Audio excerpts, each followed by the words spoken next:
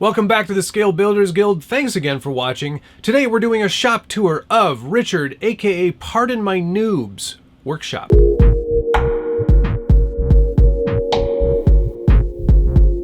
If you're not familiar with Richard, he is the other half of the Scale Builders Guild ownership committee. He has been a longtime friend and collaborator, and I'm really excited to bring this to you. He is an incredible builder, and he's made some really amazing trucks. Definitely some of the legends. Lots of them are in the guild's finest. I definitely recommend that you check out his Instagram channel. He shows a lot of his stuff off there, and it's a great place to get some inspiration. His handle is @TurksandJerps. And if you've ever been to the Scale Builders Guild forums, you probably know why those things are called what they're called. Anyway, I digress. Let's go down and check it out and get some inspiration. Oh, hey, I didn't see you over there. Oh. This is your shop, not my shop. Although the desk is very, it's pretty similar. Yeah. All right, well, why don't you take us through some of your materials and such on this fine desk. Well, nobody wants to see this. No, get that garbage out of here. All right, so this is a desk. All the styrene shaping is done here. So I like this little hand plane. That's good for removing material without creating dust. Because I don't do a lot of sanding upstairs. I take that downstairs to the basement. Right. With the your sanding downdraft sanding table. So here's my solvent. It's just MEK. And I like to use this. If you do gotta laminate bigger pieces, like the pipe. So I use that. That's pretty smart. The cotton ball or whatever. Yep. The doodad. And then the 1, 2, 3 blocks, and everybody makes comments about it. I don't know why. What are these things? What are those things? I guess they're for machinists or something, but they're nice little weights. They're 90 degrees, and you can, when you glue stuff, you know, you can do all that. What? They're good weights to weigh down your styrene. Yeah, that's smart. I always use squares. Yeah, gotta have those. I don't have those. No. And ruler, straight edge. I measure everything. I always cut to a line. Measure once, cut twice, and then maybe sand some off. So. And then, of course, lots of bits and pieces. Bits and bobs. Yeah. What's your favorite? Favorite bob? Yeah. What's your favorite bob? Really? Mine's probably hooks, chains, etc. Oh yeah. It's mostly hooks, chains, and etc. Oh. Yeah. You're a bit of a Toyota nut, from what I can gather. Yeah, I guess. I think they're neat. They are quite neat. You know. Some of you might recognize Pappy Smiggin. That's right. The only 2 pieces of hardware I've won.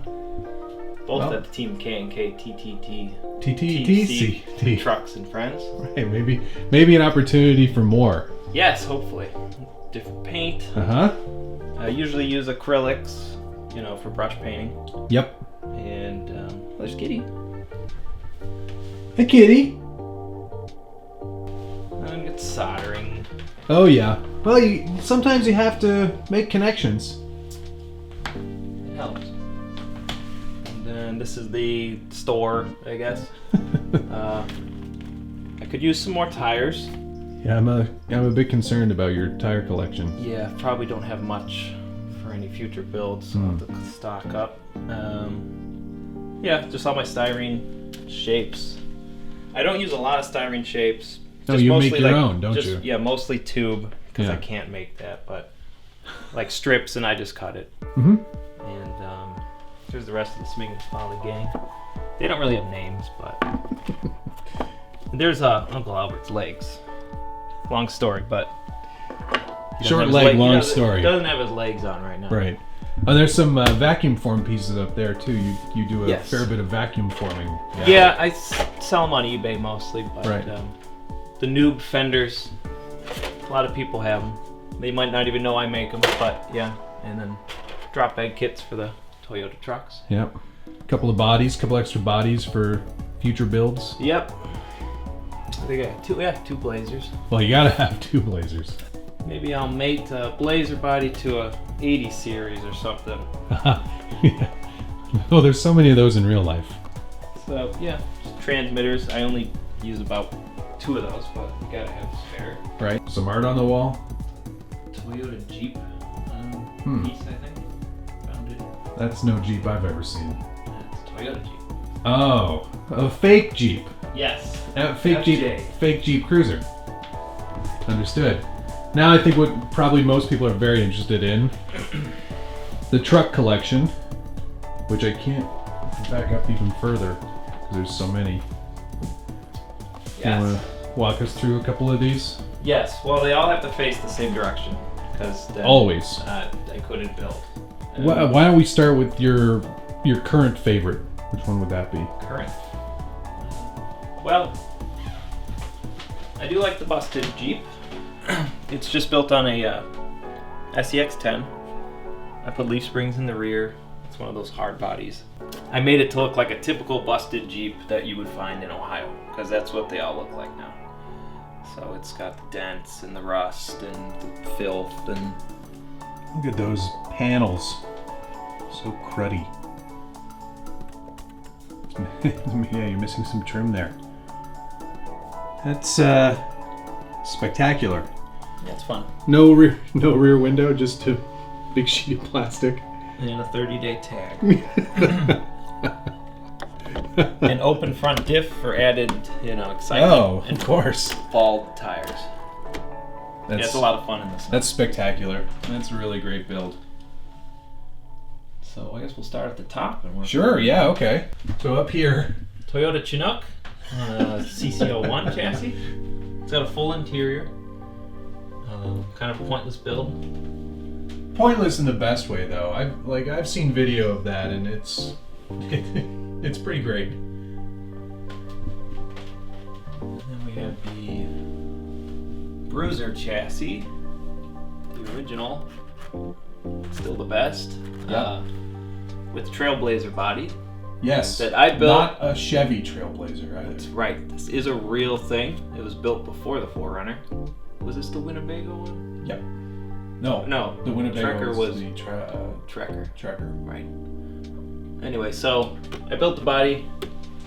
He painted it. I painted it and detailed it. Drove it. And drove it lightly. I And don't think it saw competition, but it was not.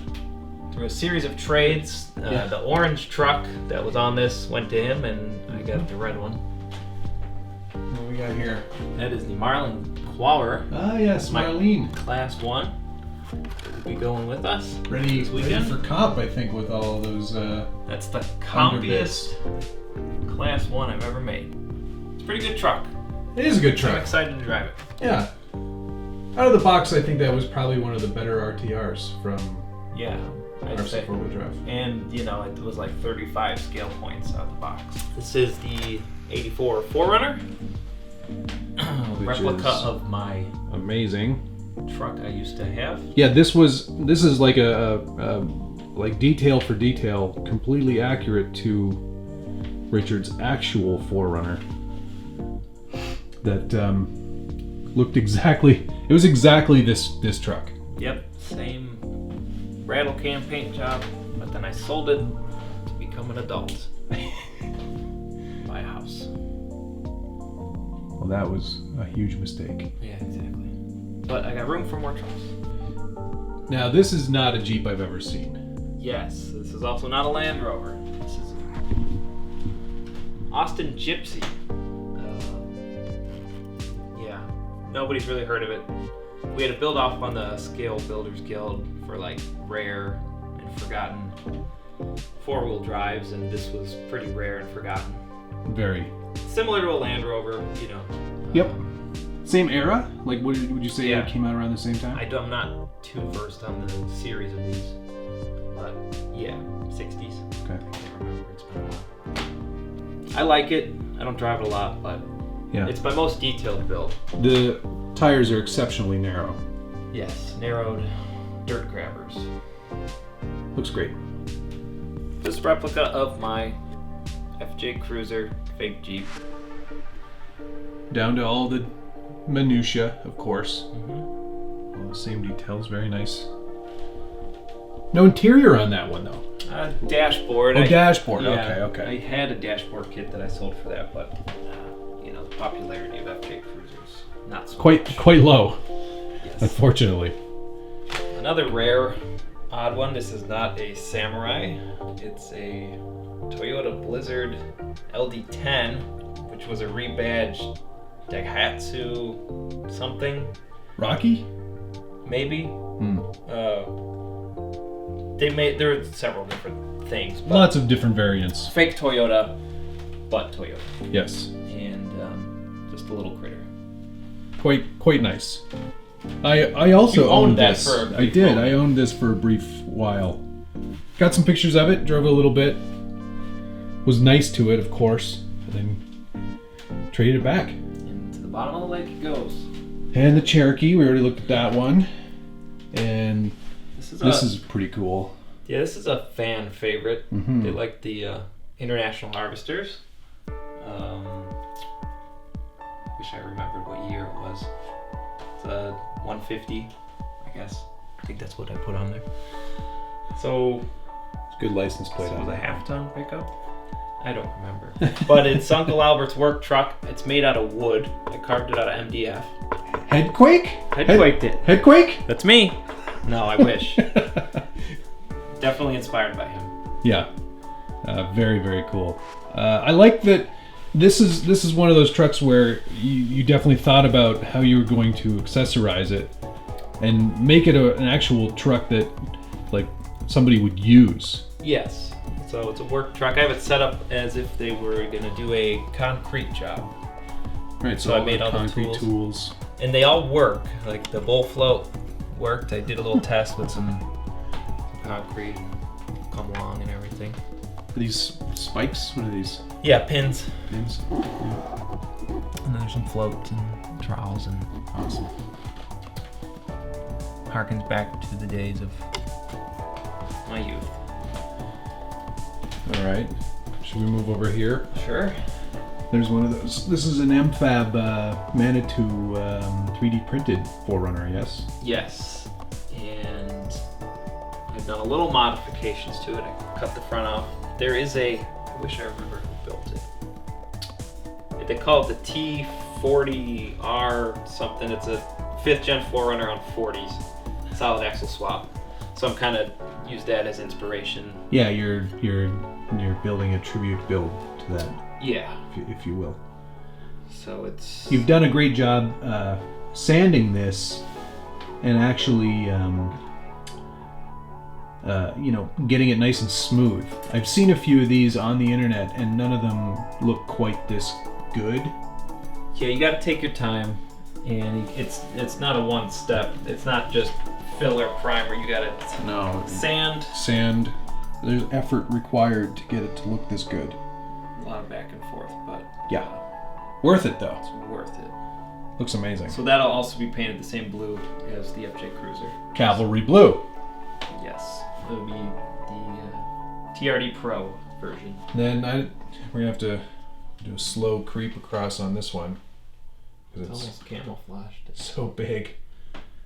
Now this started as a cruiser, right? A RC 4-wheel drive cruiser. RC 4-wheel drive cruiser.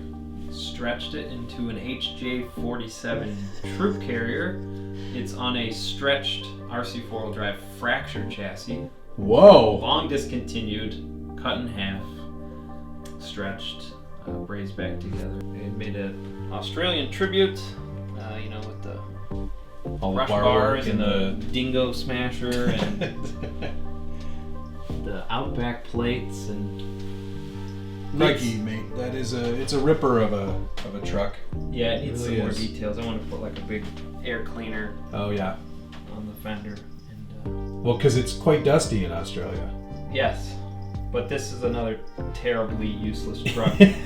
Can't crawl very well. It's just for driving in dust. Another long truck. Yes, my Class 0 Oh wow. GCM C-Max Toyota Custom Cab Is it a double C-Max? Because that's pretty long. Or did you? It's all just one. Right. I used the shorter Tundra leaf springs. Okay. At the top tip. If you want to maximize the wheelbase on your C-Max to 15 inches, you can use Tundra springs. Success. Now, who built this originally? Like, was this a Winnebago one as well, or? This was somewhere in California. I can't remember. But those crazy California. you'd buy a Toyota truck from the dealer. They'd send it away to cut it into pieces, and you'd come back. Voila! Here you go. 36 inches longer, maybe. Fiberglass center. That's why it's not rusted. Yep. It's not because I'm lazy. This fiberglass doesn't rust. Wait, what? Right, yeah. You made a video about it. So it's kind of like a beat. I made it look like somebody bought it. They're gonna turn it into something, but he ran out of paint. Just kind of. Or money. Yeah. Probably money. Probably money. It looks fantastic. Are you sure you want to run this? Yes. It's gonna be. You're sure? Yeah. It'll take some reversing. Oh. And another long truck. Yes, all the long trucks go on the bottom of the shelf. Apparently. What is this? This is another GCM C-Max with a RC four-wheel drive Blazer body. A couple Blazer bodies. How many Blazer bodies go into making two? A Suburban. Two and two caps. But yeah, Suburban. Another. And this is accurate here, folks. That hump there is there. Yeah, a lot of people supposed to be like that. Especially when you do crew cab conversions and stuff. A lot of the longer trucks will have, ribs on the roof for strength and whatever. But don't forget roof details. Yes, very important. An excellent build. It's painted OEM. That's actual automotive paint then. Yeah. Well done. Miscellaneous stuff underneath here. For the Dodge fans, I will finish that sometime. Low-powered styrene pile. That'll be a power ram. Yeah, okay, cool. And then, look at that. That's another MFAB body. The pig. An FJ55. Yes. This would be my third FJ55, but one that I don't have to build myself. Excellent. And it's the big version. Yeah, he made two. There's sort of like a... I don't even know what scale this would be, but it's quite large. It should be the same scale as the cruiser bodies. Oh, okay. So they'll look right. 1/8 and a bit, right? Yeah. Oops. Let's try to focus on that. Yeah, that's pretty spectacular. So that's looking forward to that. That'll be a fun one. And more parts and trailers and bombers and Yeti Juniors and all kinds of fun little things. Just a never finished. Swamp Dog 40 series. Yeah, all kinds of stuff in here. And it's pretty cool to get some insight into what goes on in your workshop and in your mind. Oh, scary. Yeah, we don't need to go that deep, but thanks for stopping by. Hey, thanks for having me. I really appreciate this. It's great, and I think having seen the other half of the Scale Builders Guild ownership team, it's nice to kind of get a little look inside your workshop. Yeah, so it's a nice creative space. Thanks for doing this. No problem. Bye-bye. Bye. And there you have it. An excellent look at an excellent builder. I really appreciated Richard giving me the time to check out his workshop and to do some filming there. We'll probably have to do a video at Smiggin's Folly as well, his outdoor area. It's definitely worth seeing on video, and definitely a cool place to play. That's it for today. Thanks so much for watching, and we'll see you again soon.